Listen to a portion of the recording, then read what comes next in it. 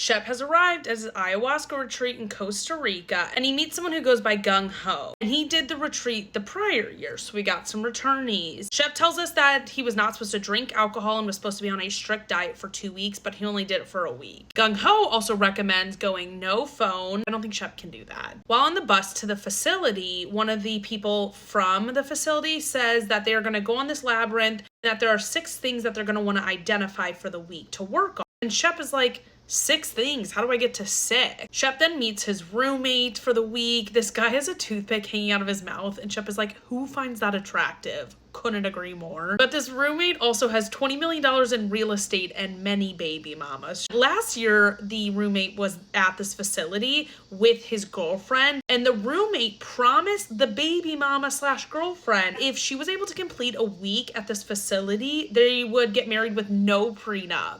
She couldn't make it.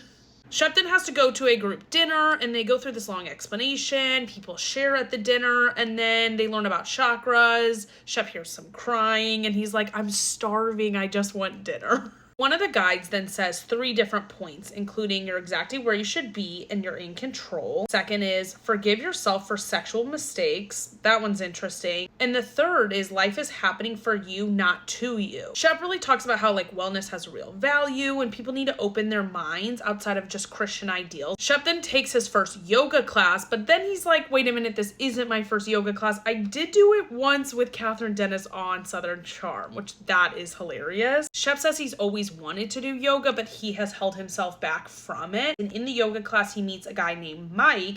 Mike is from Texas. Mike had a bad ayahuasca experience previously. Mike is also an ex-SEAL Team 6 member, and Mike watches Bravo and knows who Shep is. There are also some ex-NFL players at this facility, and they're doing a thing with Men's Journal where Men's Journal is following their journey at this facility and interviewing them. And one guy dropped out, he didn't show up, so they asked Shep if he wants to be in this interview process.